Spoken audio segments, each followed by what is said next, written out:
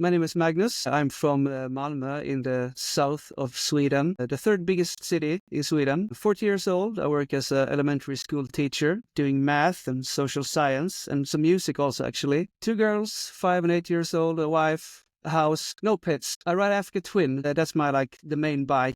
But I have old BMW R, which has been rebuilt to like a scrambler type. And I actually have 2 more bikes standing up in my dad's garage, but it's time and the place to store them is not that good. What are they? Yeah, it's from Africa Twin is an older Africa Twin, isn't it? Yeah, it's XRB 750. So it's from the 2000, the RD07A, the last one before they, dismantled that model. I've stopped listening now. I know Noel is. What bikes do you have at your dad's house? Yeah, I have this old CB500 from 74, a Honda. And I also have a Suzuki GXSR 600 from 97. That was like my first real bike. And the thing with me and bikes is that when I buy them, I have a really hard time selling. So I just kept it. And I'm not I don't need the money that it could bring right now. So I thought that maybe just keep it. And I actually seen some, on Instagram and stuff, that those old 90s sport bikes are getting pretty popular again. So maybe I'm just holding on for it a little bit more. Let's see. I mean, everything gets interesting in given enough time, doesn't it? But you've got a great selection of bikes there. Yeah, I think so too. I used to have a XR 650R as well, but to get funds for the house, I had to sell it. And sometimes I regret it, but I couldn't keep it. Too much money standing, actually. They're pretty rare here in Sweden, so. How do you like the colour scheme of your Africa Twin? The what? How do you like the colour of it? It's nice. I think it's a little bit too millennium. I would like to have the older, the RD04, the older ones, which are pretty more retro. Yeah, I got to like it, but because I had one exactly the same colour, but it's very much of a certain time, isn't it? It's a real kind of 90s look, I think, isn't it? Yeah, almost like tribal tattoo scheme thing. It's not good, but it's okay. Well, those tribal tattoos, they're never going to go out of fashion, are they? They're all. You're never going to regret getting one of them. Especially around your upper arm. That's the best place for them. Excellent. So tell us a little bit about why we're talking to you. Yeah. A couple of years ago, I met some guys, and we decided that it's more fun to wrench together than wrench alone. So we decided to start a small community, a garage together. And it grew pretty rapidly. We found more people. We found a good space. And now we're 13 people every Wednesday meeting up, wrenching, having beers, maybe a pizza.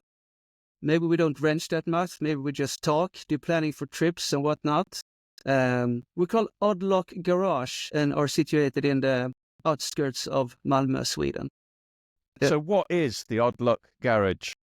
It's a community-based garage where 13 individual people basically share the same love for motorbikes and wrenching. All kinds of bikes, all kinds of people, but with a mindset that makes it work together. That's basically it. I don't think I can get over to you, Magnus, just how much we talk about your bike night and how much, I think I can speak for both of us when I say how much we think about your bike night. I think it made a massive impression on us, didn't it? It is such a great idea and such a lovely thing to do. And we'll talk about it more, obviously, but it's not just a case of you can share tools. But you've got a community. Yeah. You've got a knowledge base of, 13 different people with skills and experience that you can go on.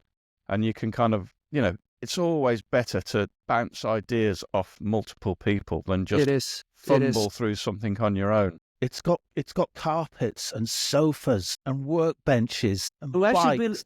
We actually built a new bar, so it's just unbelievable. Has it got cooking facilities?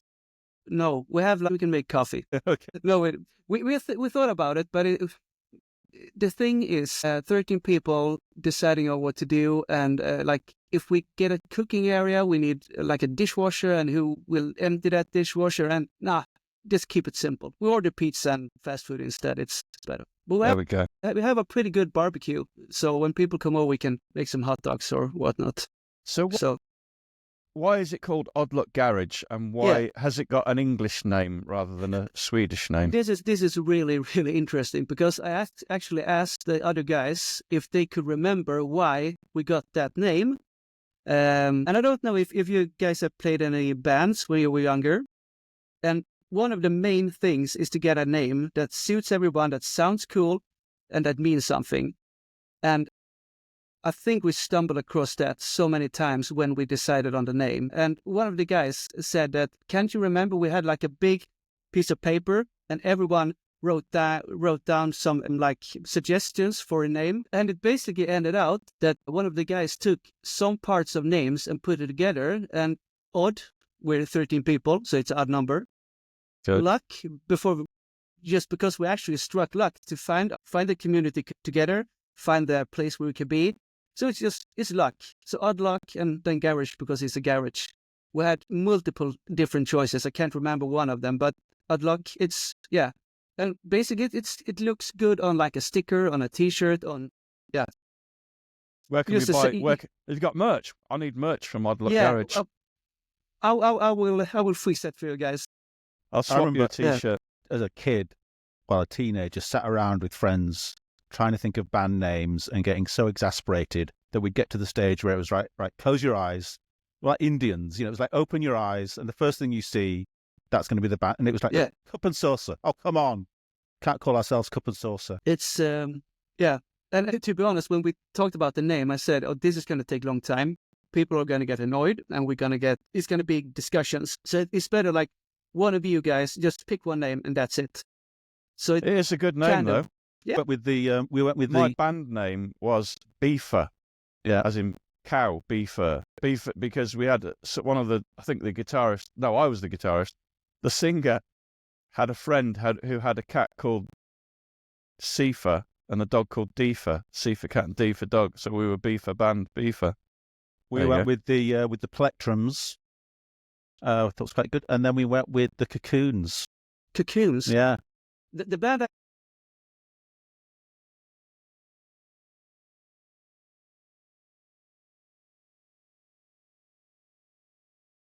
Yeah.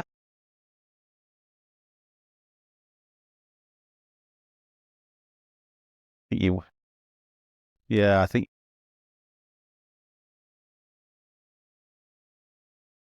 you win. So I've been played in Glasgow and Exeter, Birmingham, London, Manchester. Tour. Yeah, we did 3 tours in the UK. Guys, we should form a band. What do you guys play? I'm a bassist. Well, damn, we've already got 2 bassists. I'm guitar, drums. Oh God, I was drums as well a little bit. He's fucking any. I can play anything. Yeah. Okay. You name it. We've already hit a snag. You name it. I'm really bad at playing it. Is 13 the maximum then that you can accommodate? I think so. The place we got, we rented, and we each have like, I think 8 square meters of our own personal space, and then we have like a pretty big open area in the middle, and we have like a metal room with tools and welders and stuff. The dirty jobs are in that room. So I don't think we could be anymore. And 13 is a pretty good number if you're doing voting, for example. And it's enough with like ideas and thoughts, and I'm struggling to find the word. Ideas is probably too many people, it gets too big. So I think 13 is a good number. How did it come about then? What was the inspiration? Why did you start the garage? Because you were one of the originators, weren't you? Yeah, I'm one of the original members. Well, the thing is, when I moved to Malmö, I had my bike up in my hometown. It's 1 hour from Malmö. And when I moved to Malmö to start university, I wanted to bring my bike with me, of course, but I couldn't find a place to have it. I met Hannah, my girlfriend. I moved into her in her flat. And in the cellar of that flat was some rooms, storage rooms. And one night, just by pure luck, I went to go out with the garbage. And I could see it through the window. There was a guy tinkering on his CB750, old CB750. So I thought, okay, so I knocked on the door, out of the window. He let me in, and we introduced ourselves, and we started talking. And from that night, I went down to the cellar every night to talk to him and just have, like, I found a person that actually liked bikes just as me. And then he told me he shared a little garage with 3 other guys in the central parts of Malmö. So I went there and had a look, and I thought, this is a really good thing. It's a really good thing. One of the guys moved out, and I took his place. So we were 3 guys in the beginning, then we became 4.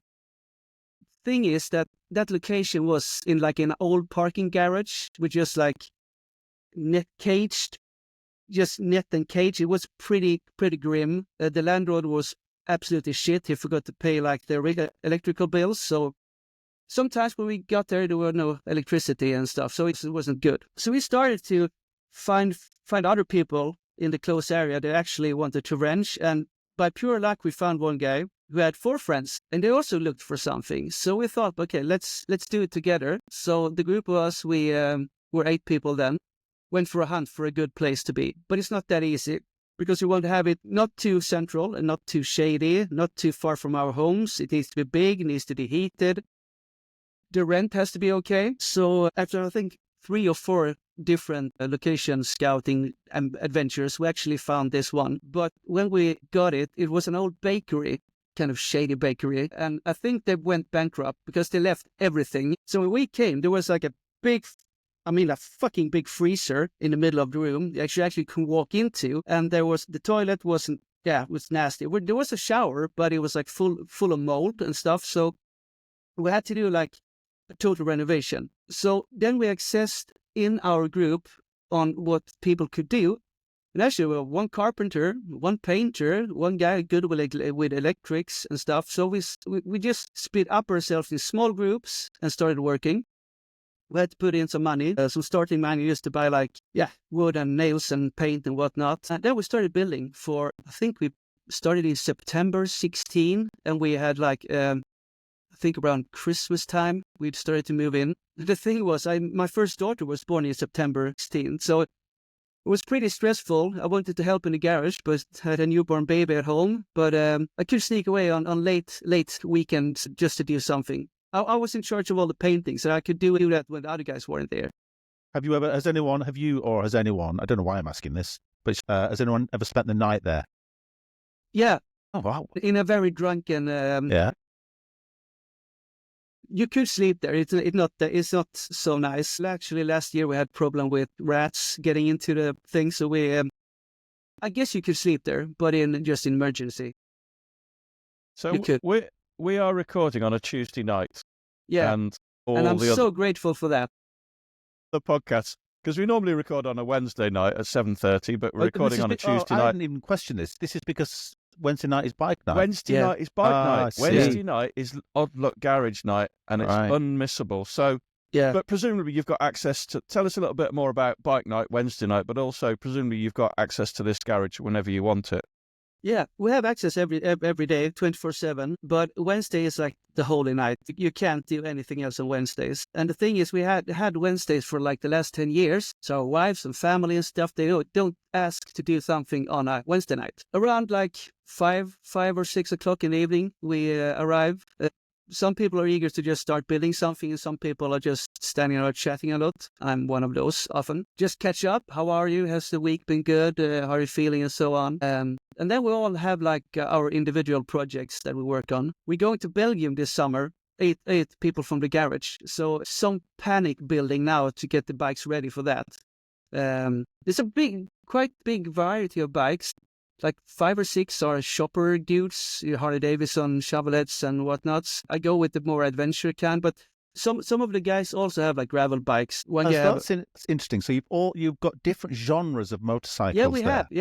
The original group of us 3, we went into like adventure, trail riding, and do that. And the other guys are more shopper dudes. So we do maybe 3 times a year. We go on a camping trip for a weekend, and we basically do like the gravel boys go on a gravel tour, and the shopper guys go on tarmac, and then we meet up, have beers, eat, and have a good time. So everybody keeps their bikes there full time, pretty much. Yeah. Yeah.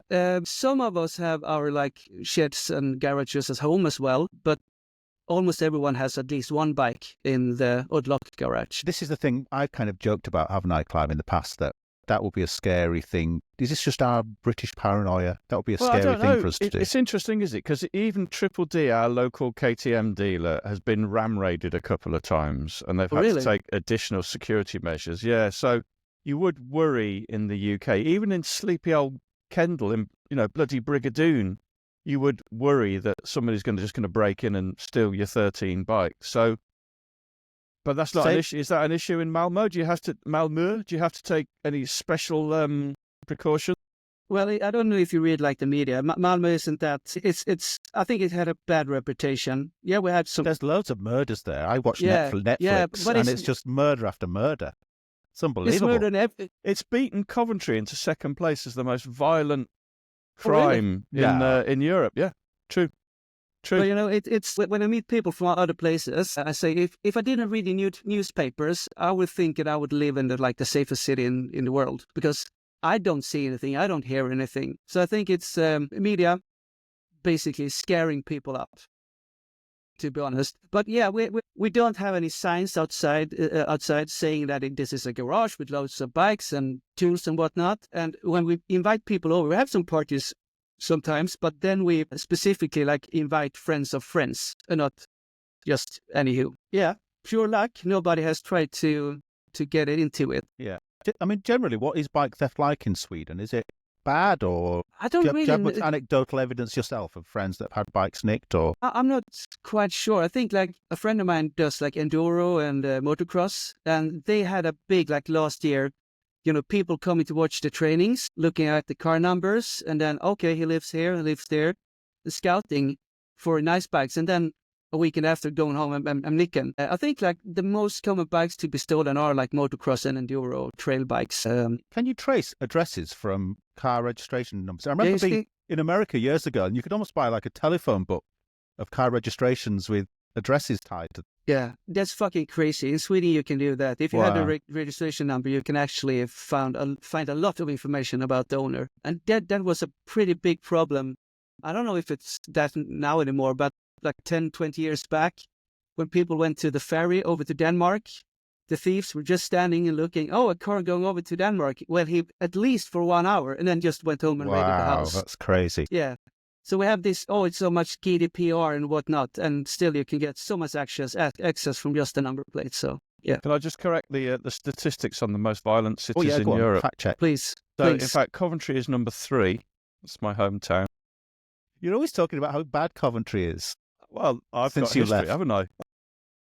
I've been to court twice, and I know somebody that was murdered as well. Malmö is in 14th. Oh, that's pretty good. Yeah, that's great. It's pretty nothing good to be proud of. What's either side? Either Manchester and Athens. Wow. According to Europe Current Crime Index by City. Interesting. Yeah. It's funny, isn't it? Yeah, amazing. Malmö is pretty safe, it is. Sounds it. Yeah. Coventry is as well, in most parts. Honestly. Yeah. There were fewer murders than last year. Yeah. That's the tourism possibly slogan is. Yeah, I don't know. Anyway, let's get on to back to bike night. Yeah. So how does it work financially then? Presumably there's a rent to pay and you split costs amongst you, I suppose. So there's a rent to pay every month. We split that, and then we have a member's fee.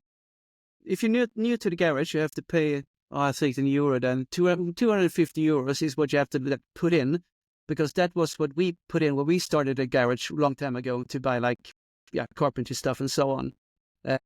So 250 euros to get in, and then it's 95 euros a month. And that covers electricity, place for your bike, gas for the welding machine, and some flap discs and grinders and so on. The things we actually use all the time. That's an absolute bargain, isn't it? You've got use of tools and knowledge, and that sounds amazing. So. Then we have every year we have a swap meet at the parking lot where people can come and sell stuff. We sell like hot dogs and hamburgers, make money off that. We have parties, sells beer, not legal, but we sell beers and drinks and so on and food and get money from that. And then every month we pay ourselves a little bit more than we actually have to do in rent-wise to build up a bank account, basically, like a savings account, so we can buy things that we want. So could you effectively rock up with a frame, a motorcycle frame, and just build the bike up from scratch with all the tools and materials that are available in there, do you think? I think I'm just thinking about what kind of tools we have. Well, have you got a bearing press?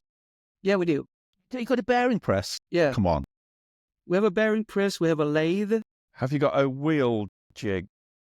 Yeah, Pete, the Englishman, actually built one of an old swing arm. Pete sounds amazing. We should try He and get him does. back. Yeah. Pete he's the best. He's the best. We have a sandblasting cabinet. We have a TIG weld, a MIG weld, a drill press, like the ones that stand up. Do you have an assortment of nuts, bolts, washers, including crush washers? We do, but it's like in a big box. And if you want to find it, you have to dig in. And if you're lucky, you can find one. But if you're going to find two, that's not going to happen. I got into a lot of trouble this afternoon, Magnus, because I was servicing the brakes on my XR 650L. Yeah. And I was using my little air gun to clean it with some brake cleaner. And the little crush washer, which I hadn't realized had attached itself to the actual caliper, blew off. And I spent an hour searching for it, and in the end couldn't find it. And I complained to a WhatsApp group about this, saying, why is it that you drop a nut on the ground, it just disappears? It has there's this weird thing going on in the universe where it rolls away somewhere, no matter how clean the area is, it finds a way to just disappear. And after an hour, I have given up looking for it. I got really lambasted, or I got really told off by Clive for not having spare crush washers. And I had to explain to him that this is the first time in 16 years that I've dismantled the hydraulic hoses on it. Did you haven't seen the latest WhatsApp message I've sent you? I haven't. No. I've ordered you a box of 255. Yeah, and I bet in that 255, the right size isn't there. That's why we have carpets in the garage. It looks cozy. When we started the garage, we were all into this, building scramblers and cafe racers and the hipster kind of bike thing that exploded 10 years ago. And when we looked at Pinterest at all those sexy garages, everyone had a mat. And so we need to have mats, real rugs, luxury ones. So we went to thrift stores and just bought what we could find. And it's good because if you lose something, it doesn't jump away. Yeah, but also you don't hear it land. Exactly. So it's good and bad. It is. Has anyone sort of had daydreams about opening it up? I mean, you obviously have a little bit, but you must have had little daydreams about opening up as a little kind of trendy cafe. Could be fun a little bit, but I wouldn't like to work with my hobby. No, even if it's just a cafe. Look at the bike shed in London. I've never been. I have to go there. It looks amazing. But to run something like that, to be around bikes all day would be nice, but not every day. Maybe. I think if you went to the bike shed, you'd be looking around thinking this place needs a bearing press and a lathe. There's no bearing presses there. No, there isn't. Really? No. That's a shame. Of bearing presses. So what do you get from it other than somewhere to keep and work on your bike? This might sound cheesy, but friendship, basically. When I moved to Malmö, I didn't know much people here. And now I have basically 13 of my best friends that I meet every Wednesday. That's amazing. That's an amazing thing. Sometimes we don't actually wrench that much. We just talk. One of the guys went through a divorce, and we talked about it. It sounds strange maybe because I think there's a picture of men together in a group shouldn't talk about those things together, but we actually do. And that makes us a little bit unique because it's high and low. If you have a bad day, you can come and say, shitty day, hate my work or whatnot. And you actually get support and help. So that's one of the main things. Friendship, eternal friendship. If it feels like I'm going to know these guys forever, even if I quit the garage and quit with bikes, I will still have that friendship. And second of all, knowledge. It's amazing. You stand there with something, you don't know what to do. You can always say, what would you do? Have you seen this before? And suddenly, people arrive around your workspace. We have 4 or 5 people thinking together and, you can do it this way. That's amazing. Just like one person more, I was about to take the front wheel off my Africa Twin, and I forgot to put something on under the bash plate, and the bike started to tilting forwards. And they just shouted, "Help, please, now!" And 2 guys came and helped me. If I was by myself, that bike would fall over. So if I'd have had 13 pairs of eyes today, I would have found that crush washer. Exactly. Without a doubt. And that's basically one thing that happens quite often. Fuck it, I lost this washer, please help me. Everybody get flashlights out. One of the other 12 people would have had a spare one somewhere. Yeah, maybe. Obviously. Yeah. And the thing is, when I moved to this house, like one of my priorities when we bought the house, I wanted a garage. That was like, I wanted my own garage to call my own. It wasn't a garage, it was like a big shed, but I insulated it and made it nice and so. But the thing is, I'm not there so often. Not so often that I thought I would be.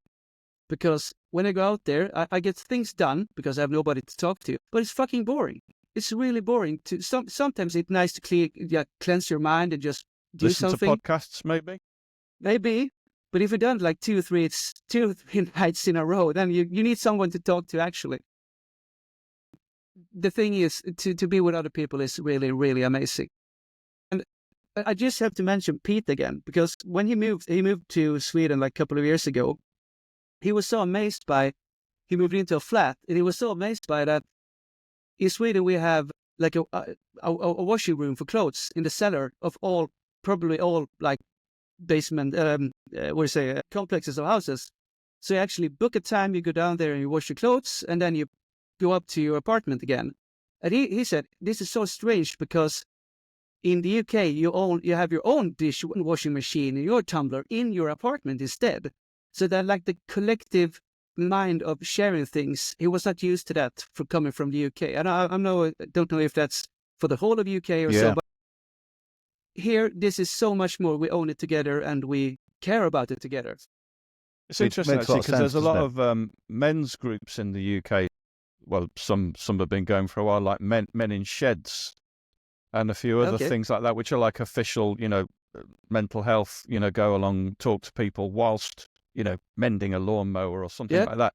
So you get that without really having to try, don't you, I suppose? Yeah, basically. What's the limit on the number of bikes that each person's allowed to store there? As long as they can be in your square 8 meters, you can have as many as one. But I think at most I had 3 bikes in my space, and it's a little bit too cramped. You can always, we have like this area in the middle where you actually can roll them out if you need to do some maintenance and whatnot. So that's possible. But 2 bikes is it's enough because you want to get around things and so on. I think we've got pretty similar tastes in bikes. Have you got your eye on anything at the moment? If I had a lot of money, buying a house in Sweden right now with the rates going up, it wasn't that good for the wallet. If I had unlimited funds, I would like, I think the T7 is a pretty good looking bike, and it feels pretty, just perfect. Yeah. Unfortunately, they stopped selling the CRF 450, the 450L. Yeah. I don't think you can buy it in Sweden anymore or in Europe at all. No, they only made them for 2 years, I think. Yeah, that bike would be amazing. I think it has all the qualities I'm looking for. But, couldn't. What is the biggest spanner in Odd Luck Garage? I can't believe you haven't researched this. I need to come back to you with that information. We have a big, the Swedish key, the wrench, monkey wrench. We have a pretty, pretty big one. Yeah. He's not going to fucking cut it. I don't know how many mils it is, but I promise I come back to you with a picture. That. Yeah. So if somebody leaves, do you automatically start looking for a new member, or is there a waiting list? And how do you decide who gets in and who doesn't? Yeah. This is one of the trickiest parts, actually, because we have talked a lot about who's getting in, because it has to be someone with the right attitude, the right mindset, the interest. We don't want people to come there and think that this is my private area, you're not allowed in here, I will do my thing, because then you don't fit the group. So what we do is, if somebody leaves, we have actually like 6 months of time to, it's so long cancellation time. I don't know what it's called. When you end a lease, you have to pay 6 months rent, even if you're not there. And 6 months are because it takes a pretty long time to find a new person.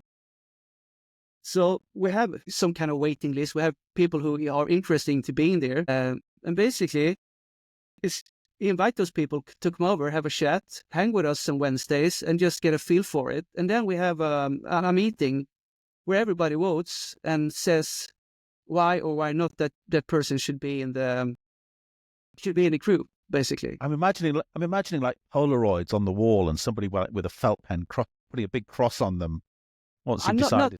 It's not that intriguing, but yeah. Have you made any mistakes? Have you got anybody in there right now that you fucking hate and you want to get rid of? Name them. Not Peter, obviously. Peter's awesome.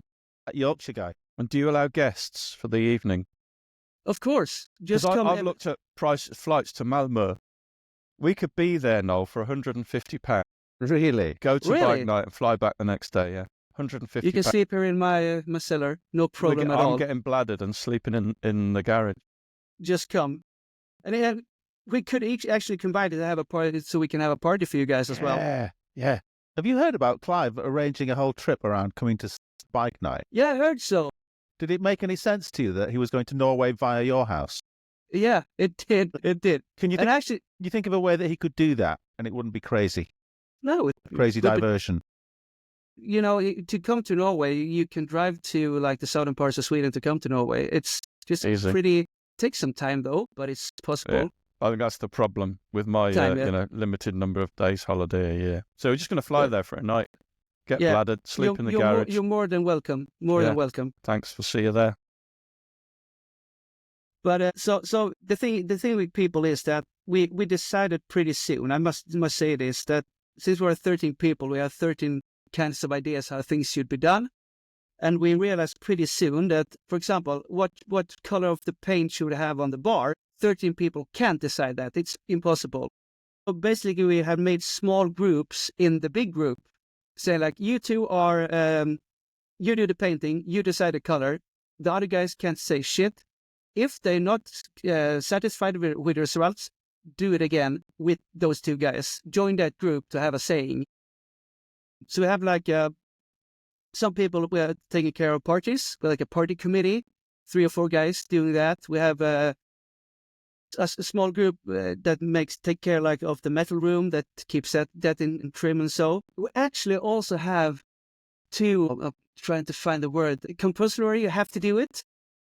Is compulsory? it? Yeah. We have 2 or 3 days every year when everybody has to come and do their parts, and we clean and fix and like throw things out and just make the garage nice. And those days are, it's decided long in advance and you have to be there.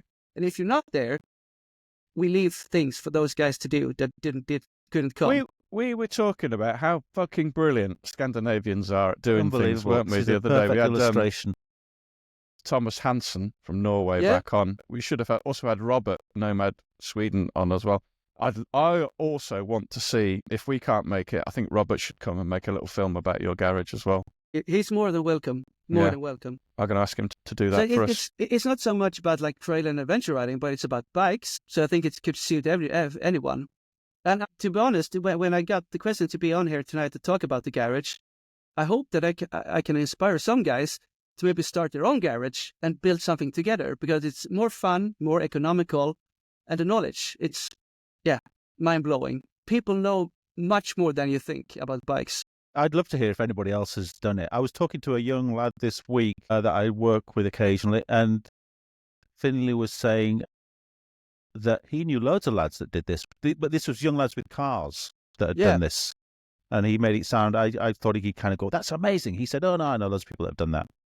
I think it's just me that's not really come across this very much in my life. Me too. I mean, in the UK, you can hire a bench for the day or for a few hours, can't you? There's a few places like that springing up now, but it's a commercial operation rather than a group of mates doing it. Yeah. And it just sounds like such an ace idea. Yeah. And I mean, the numbers that you've mentioned, even in euros, they don't sound a world away from what I would imagine 13 people would pay here, really.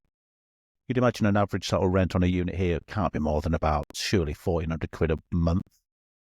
You wouldn't think? Who knows? I'm guessing a little bit based on what I do know about a few people that rent places. Yeah, industrial units are going to be cheaper than... I mean, I only know about retail space, but it's going to be that crazy.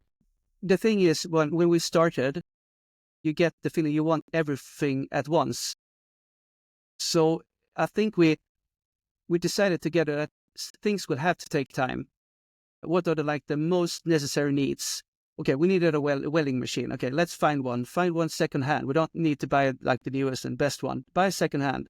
We need like a vise. We need like a good workbench. We need some grinders and stuff. And people actually, I have a grinder I don't use. I can bring it here. The garage can get it. So I think many of the things we got there have actually other people just gave it to us because they don't need it. What welder have you got? Is it stick, MIG, or TIG? We have one MIG and one TIG. Fucking hell. Yeah. That's just amazing. Actually, the thing with we're a little bit spoiled because the TIG can't do aluminium though. It just can do stainless and just ordinary steel. But it's good enough. If you can, I'm not good at welding. I'm just like melting parts together. I'm trying to do it better, but it's hard. I mean, this will save everybody a little bit of money, mustn't it? Just in actual repair costs and having to hand their bike over to someone. I don't actually think there's no one in the garage that actually leaves their bike to like the motorcycle store to get some maintenance. Like Victor, one of the guys, he bought like a new KTM 690, a brand new. He did like the first service, got the bill, and he said, "Fuck that, I'm doing it myself." But what about guaranteeing stuff? Oh, fuck it, I do it myself. It's too expensive to. And on Facebook, I'm part of like the BMW GS forum for Sweden. Nothing wrong about those guys. I would like a GS myself someday. But I changed brake pads and fluids and I put new tires on. It was like €1,000. And I'm like, really? Are you fucking kidding me? You can do it for 1/3 of the price if you buy the parts yourself. So I think everyone who has a bike needs to learn how to fix it by himself. But because this might sound harsh, but if you're a real adventure rider, you need to fix your bike if it breaks down in the road. It's true.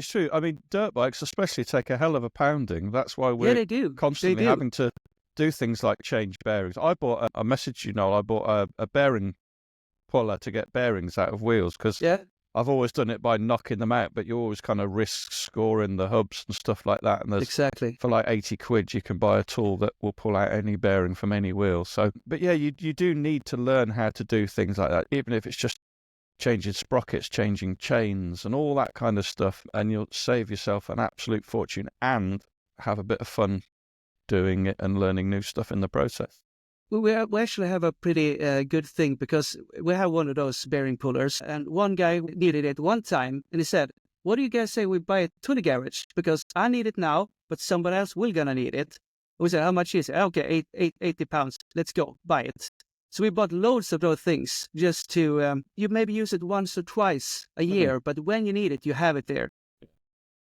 So that's pretty awesome to have we have like a whole box of just tools that you need really rarely, but when you need them, you really need them. And the rule is, because I can't remember the sums now, but if something is under a specific sum of money, you just say, "I'm going to buy this to the garage. We will need it," and you get you can buy it. If it's a bigger buy, we have to vote about it and say, okay, who has the most knowledge about this and where could we find it best secondhand and so on. So money, we have pretty good control of the money. So people, I bought this for my special bike that nobody else has, but the garage can pay for it. It doesn't work like that. We have to do it together and see the purpose for everyone. Yeah, it just sounds like a great social experiment almost, doesn't it? The whole thing. It is. Yeah, but it's been going for nearly 10 years now, hasn't it? And it hasn't failed yet. That's the problem in the UK. I could just see it like somebody like me just spending all the money on beer and everybody getting really cross. I don't drink, and I've got lots of tea bags. I buy my own tea bags. You will be a terrible treasurer in that situation. I get fed up with you saying that because I am amazing with that sort of thing. With money. Yeah. But really good at spending it. Well, one more thing, we have some simple rules, not that many, but pretty simple rules. One of them, if you borrow a tool from someone else and break it, you don't even say you buy a new one. You try to find exactly the same one, put it on the workbench of the person who owns it, so that person doesn't even notice it's gone and broken. That's one of the basic rules. Secondly, if you break something up the whole that the garage owns together, say it, try to fix it, or maybe get help from somebody else to fix it. Because it's pretty... We have had some accidents, but I think people are pretty honest to say, yeah, I fucked up, I destroyed it. How much is it? Should I pay it by myself or should the garage pay it? In 90% of the cases, it's like, okay, it could happen any one of us, the garage will pay. But it's about being honest and doing your part. That's a basic rule, to be honest. You need to really have respect for other people think. This is probably a really stupid question, but I'm a little bit ignorant about the weather you have there. I presume nobody's riding this time of year. No. Unfortunately not. No. When do you start riding again? Like, I actually looked at my pictures in my phone the other night, and in mid-April last year, I took my first ride. Could have gone out a little bit earlier, but here, I don't know how it is in the UK, but in Sweden, the people taking care of the roads are pretty fond of salt. So they salt the shit out of everything. And to bring a bike out in that salt is just terrifying. It will rust away. Most of the people don't ride in the wintertime. There's some like Robert, the nomad guy, he rides all year and so on. But I'm to care too much for my bikes to ride in shitty weather, to be honest.